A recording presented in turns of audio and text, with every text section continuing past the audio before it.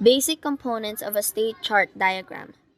State chart diagrams is also known as state machine diagrams, and it is also used to determine the behaviors of a software system.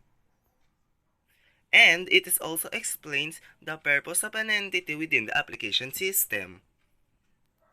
There are two types of state machine diagrams: the behavioral state machine, in short, the function of an entity is being presented in the system, while the protocol state machine means the series or steps of its own entity.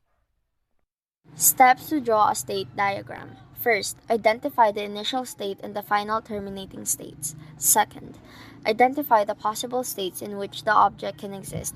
Boundary values corresponding to different attributes guide us in identifying different states. Third, label the events which trigger these transitions. Initial state.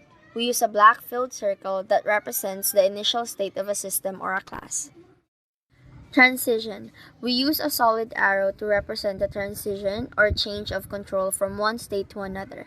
The arrow is labeled with the event which causes the change in state. State. We use a rounded rectangle to represent a state. A state represents the conditions or circumstances of an object of a class at an instant of time. Final state. We use a filled circle within a circle notation to represent the final state in a state machine diagram. Example, state diagram for an online order. Figure, state diagram for an online order. The UMI diagrams we draw depend on the system we aim to represent. Here is just an example of how an online ordering system might look like. First, on the event of an order being received, we transit from our initial state to unprocessed order state. Second, the unprocessed order is then checked. Third, if the order is rejected, we transit to the rejected order state. Fourth, if the order is accepted and we have the items available, we transit to the fulfilled order state.